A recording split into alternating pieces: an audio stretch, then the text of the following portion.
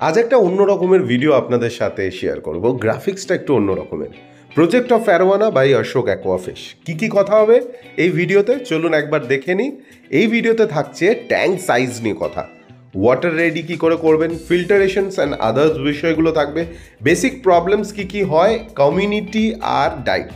তো সবার আগে ট্যাঙ্ক সাইজের মধ্যে আমরা লেন্থটা দেখি, হাইটটা দেখি, কিন্তু উইথটা দেখি না, মানে দুটো কাঁচের যে গ্যাপটা আপনাকে কিন্তু ওটা দেখতে হবে। কারণ অ্যারোয়ানা দেখুন বডি বেন্ড করে আর অ্যারোয়ানা যখন বেন্ড করে ঘোরে তো মাঝখানের গ্যাপটা খুব প্রয়োজনীয়। তো আমাদের সাথে কথা বলুন, আপনি 3 ফুট 4 ফুট 5 ফুট যে সাইজেরই অ্যাকুরিয়াম বানাচ্ছেন তার জন্য কোনটা বেটার। ওয়াটার রেডি কী করতে হয়, সবার আগে জলটা চুজ করে নিন কোন জলটা দেবেন, তারপর সেই হিসাবে আপনি 4 থেকে 5 দিন জলটাকে সাইকেল করতে হবে মাইক্রোলাইফ S2 মেডিসিনটা দিয়ে, তবেই কিন্তু আপনার জল প্রপার নাইট্রোজেন সার্কেলটাকে কমপ্লিট করতে পারবে। ফিল্টার্স অ্যান্ড আদার্স, জলের মধ্যে অ্যারোয়ানা আপনি যখন রাখবেন তখন স্পঞ্জ ফিল্টারটা দেওয়ার চেষ্টা করবেন, বাজেট ফ্রেন্ডলি, এবং পাওয়ার ফিল্টার, টপ ফিল্টার, এই দুটোর মধ্যে অল্টারনেটিভ করে একটা দিতে পারেন। যদি বাজেট বেশি থাকে তাহলে আপনাকে ক্যানিস্টার ফিল্টার বা সাম্প করতে পারেন। অ্যারোয়ানা মনস্টার মাছ, কিন্তু অ্যারোয়ানা ওয়াটার সেন্সিটিভ মাছ, তো সেই ক্ষেত্রে নজর দেবেন ডেকোরেশনটা খুব হেভিতে যাবেন না, হালকা কিছু নিচে ডেকোরেশন করতে পারেন।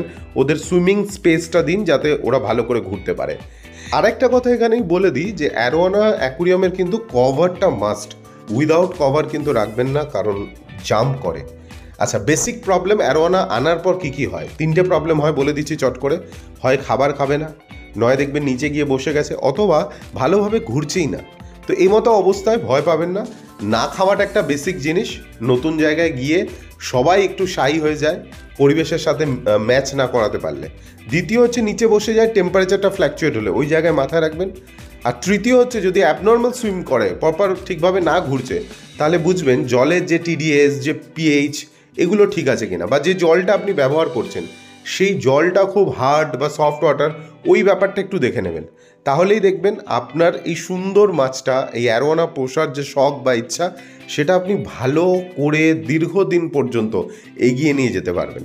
অ্যারোয়ানা কমিউনিটিতে অনেক রকমের মাছ আছে, অস্কার আছে, স্টিংরে, বাইচির, পিকক ওয়াস, কিন্তু একটা জিনিস মাথায় রাখবেন যে মাছের সাইজটা যেন ঠিক থাকে, তাহলেই কিন্তু আপনি ভালো কমিউনিটি করতে পারবেন।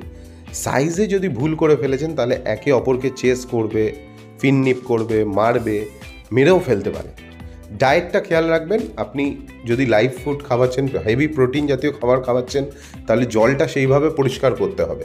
আর যদি আপনি প্যালেটস খাওয়াচ্ছেন তাহলে একটু মেনটেন করলেই চলবে। অ্যারোয়ানা ওয়াটার সেন্সিটিভ মাছ, তাই জল যেভাবে আপনি পরিষ্কার করতে পারবেন, যতটা রক্ষণাবেক্ষণের সময় দিতে পারবেন, খাবারটাও কিন্তু আপনাকে সেইভাবে চুজ করতে হবে। বাকি আমাদের ফোন নাম্বার দিলাম, অ্যারোয়ানা কিনতে, অ্যারোয়ানার ব্যাপারে জানতে, বা অন্য কোনো মাছ সম্পর্কেও জানতে আপনারা কমিউনিকেট করতে পারেন। অল ওভার ইন্ডিয়াতে আমরা ডেলিভারি করছি আমাদের ডেলিভারি পার্টনার্সদের মাধ্যমে, বিভিন্নভাবে ট্রেন, বাস, বাই ইয়ার।